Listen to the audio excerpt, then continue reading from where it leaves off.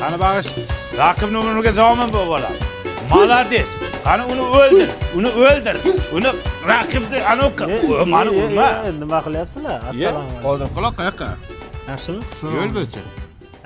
O'g'ilcha pul jo'natuvdi Moskvadan. Ana, durust. Shunga ro'zg'or qilib kelay, uyga bir go'sht, guruch degan. Молодец. Sani ham o'g'ling jo'natyaptimi? Ketuvdi Moskvaga adashmasam. Ha, yomon qilyapti. Ishlari ham zo'r, pullar ham jo'natyapti. Yaqinda bitta mashina olib bermoqchi, nima edi? Qora Gentra olib beraman dadajon deyapti. Gentrava. Молодец. Ota bola gazini bosinglar. Mayli, ko'rishamiz. Mayli. Kamroq jo'natgandir saniki, a? Nasibaga yarashadi. Mayli. Yaxshi.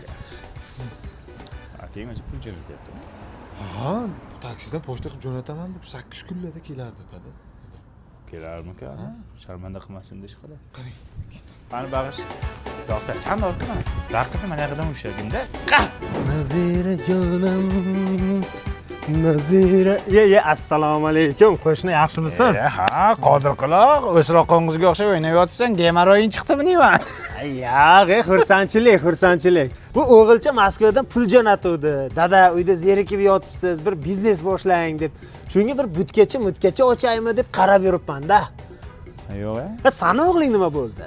Ya bizni o'g'lining ishlari zo'r, ko'z tegmasin. Mana bu o'g'lim endi mutkachalarga pul jo'natmaydi. Birato'la Toshkent City'dan biznes qiling deyapti-da. Toshkent City'danmi? Ha. O'g'ling ham kuchayibdi-da. Endi otasiga o'xshaydi-da. Ha, mayli, men bir qaray-a. Bu butkaga mos pul jo'natibdi-da. Zato pul kelyapti-ku. Kam bo'lsa ham. Nazira jonim. Kulma, ona nima bo'ldi? Bu akangning puli kelyaptimi? Ha, yo'lda Qozog'iston chegaraga ketdi. Ya'ni 5 kunda boraman dedi. Agar kelmasa, akangni Rossiyadan deport qildirib yuboraman, aytib qo'ygan, tushundingmi? Kimga aytasiz?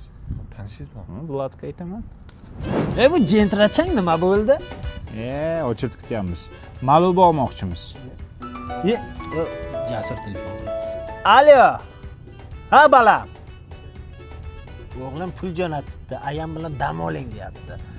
Bo'ldi, balam, men ayang bilan maslahatlashib senga atvetini aytdim. Nimani maslahat qilasan? Jonga tegding. Muncha zo'r pul jo'natyapti o'g'ling, ha? Nima bizniki kelmayapti? Qani bizni pul? 3 kunda kelayotgan taksidaman deyapti. Pishkom kelyaptimi? So'ra olasini yursin. Nima bo'lyapti? Pulni taksida jo'natganmi? Nimada jo'natsin? Bo'lmabdi-ya o'g'linga. Undan ko'ra Tibank kartasi bilan jo'natsa bo'lmaydimi? Qanday qilib? Shunday Pro ilovasini yuklab oladi, rasmiylashtirib, bo'ldi. Birinchi oy temboli bepul. 50,000 rublgacha komissiyasiz to'lov qiladi. Undan tashqari bog'cha to'lovi, uy-joy to'lovi, maktab to'lovi, kommunalkalar hammasiga foizsiz to'lov qiladi. 3% gacha cashback beradi. Bilet kartasi uchun barcha xizmatlari ham tekin. U Rossiya fuqarosi bo'lish kerakmi? Yo'q, Rossiya fuqarosi bo'lish shart emas. Shunday kartani rasmiylashtirsa bo'ldi. Rossiyaning любой hududiga yetkazib berish bepul. Sen bir o'g'lingdan so'rab surishtir. Birontani topgan, uylanib olgan o'sha yerda. To'g'ri ekan. Shunaqa shubha bor edi lekin.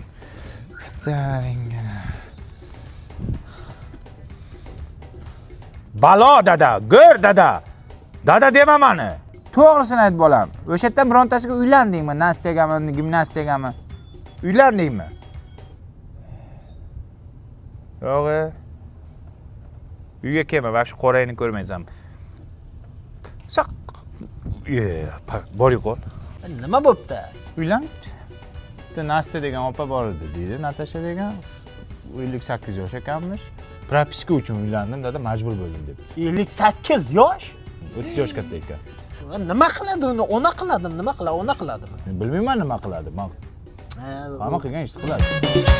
Kartaning o'zi esa mana bunday ko'rinishda bo'lib, undagi tabiat manzaralari doimo jonajon o'lkangizni yodingizga solib turadi. Tavsifdagi havola orqali o'tib, kartani rasmiylashtiring.